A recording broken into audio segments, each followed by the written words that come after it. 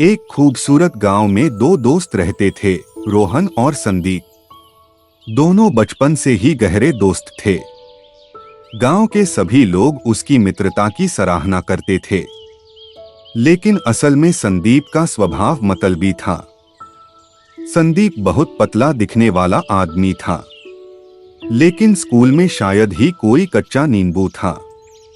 वह हमेशा चाहता था कि कोई उसकी मदद करे, लेकिन ऐसा कभी नहीं हुआ।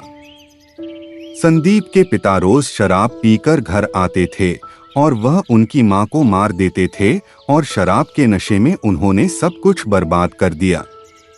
अब संदीप के पास काम करने के अलावा कोई विकल्प नहीं था। रोहन बहुत ही सरल और आदर्श मित्र था। उन्होंने हमेशा संदीप की मदद की, उनके सुख दुख साझा किए, लेकिन संदीप की दोस्ती सिर्फ अपने फायदे तक ही सीमित थी। इन्हें वही दोस्त पसंद आते हैं जो इन्हें कुछ फायदा पहुंचा सकें। वे कहते हैं कि गारद जो किसी और के लिए खोदा गया था, एक दिन अपने भाग्य में आ गया। संदीप को पैसे की बहुत भूख थी।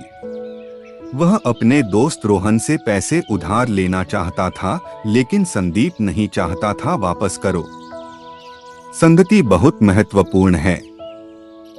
तो अब रोहन की शराब की आदत धीरे धीरे बढ़ती जा रही थी। यह बात संदीप अच्छी तरह से जानता था, लेकिन उसने कभी अपने दोस्त को शराब न पीने के लिए नहीं कहा। एक दिन रोहन बहुत शराब पीकर आया और उसने संदीप को बुलाया। संदीप रोहन के पास आया और उसने देखा कि रोहन बहुत नशे में था। फिर संदीप ने रोहन की जेबें चेक करनी शुरू की और देखा कि रोहन पूरी तरह से नशे में था, इसलिए उसे पता नहीं चला कि रोहन अपने दोस्त पर बहुत भरोसा करता है। लेकिन संदीप मतलबी होने के कारण उसने रोहन से 4000 रुपए और मोबाइल फोन छीन लिया। काउंटर प्रूफ के तौर पर उसने वीडियो बनाकर अपने मोबाइल फोन में सेव कर लिया, लेकिन जो नीति को मंजूर नहीं, वह कैसे होता है, इसलिए रोहन को सब कुछ याद आ गया।